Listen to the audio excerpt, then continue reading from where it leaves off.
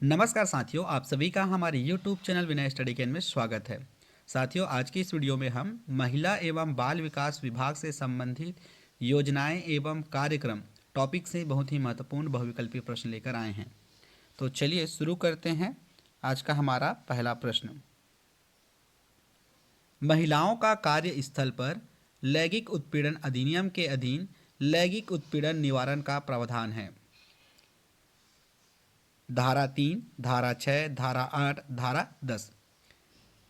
तो इसका सही जवाब होगा धारा 3 में।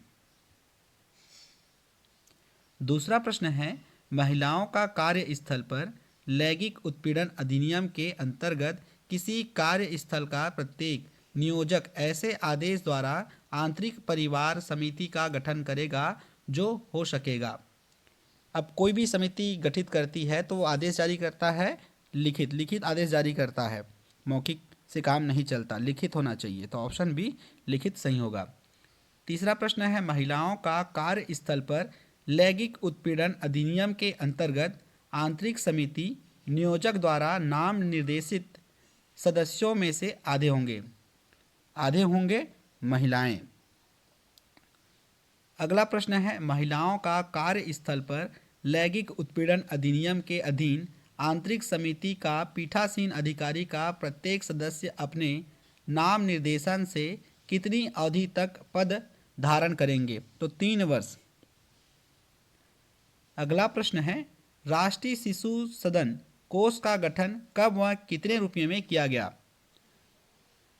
राष्ट्रीय शिशु सदन कोष का गठन 1994 में किया गया और 19.90 करोड़, तो 19 और 19.90 इसको आप ध्यान रखेंगे। अगला प्रश्न है, बाल कल्याण के लिए राष्ट्रीय पुरस्कारों की शुरुआत कब की गई? तो 1979 में की गई। अंतर्राष्ट्रीय बाल वर्ष कब मनाया गया? तो ये भी 1979 में मनाया गया। प्रत्यार्थी से क्या अभिप्रेत है? तो इसमें व्यथित पर घरेलू हिंसा कारित करने वाले व्यक्ति। सांझी गृहस्थी से क्या अभिप्रेरित है? पति पत्नी में मध्य गृहस्थी, पति पत्नी के मध्य गृहस्थी। तो ऑप्शन सी इसका सही जवाब होगा। अगला प्रश्न है, घरेलू हिंसा की प्रकृति में शामिल नहीं होती। विवाहोत्तर संबंधों का संदेह न करना घरेलू हिंसा की प्रकृति में शामिल होती है।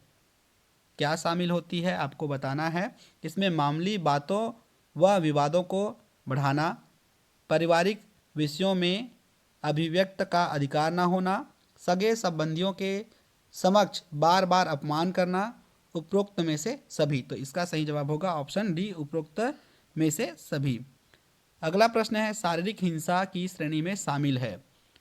शारीरिक हिंसा में क्या शामिल है? दांत काटना, मुक्का मारना, थप्पड़ मारना, उपरोक्त सभी। तो इसमें भी उपरोक्त सभी आएगा। अगला प्रश्न है, बच्चों के कल्याण के लिए उत्कृष्ट कार्य करने वाले व्यक्तियों का सम्मान करने के लिए राजीव गांधी मानव सेवा पुरस्कार कब प्रारंभ किया गया था? राजीव गांधी मानव सेवा पुरस्कार, तो ये प्रारंभ किया गया था 1994 में। राष्ट्रीय वीरता पुरस्कार की शुरुआत भारत सरकार ने कब की? तो भारत सरकार ने 1957 में की। भारत सरकार ने 1996 से राष्ट्रीय पुरस्कार शुरू किए जो पढ़ाई लिखाई, कला, संस्कृति और खेलकूद जैसे क्षेत्रों में उत्कृष्ट उपलब्धियां प्राप्त करने वाले बच्चों को प्रदान किए जाते हैं। इसके लिए आयु सीमा है, इसके लिए आयु सीमा 4 से 15 वर्ष है। थैंक यू दोस्तों, ये था महिला एवं बाल विकास विभाग से संबंधित योजनाएं एवं कार्यक्रम।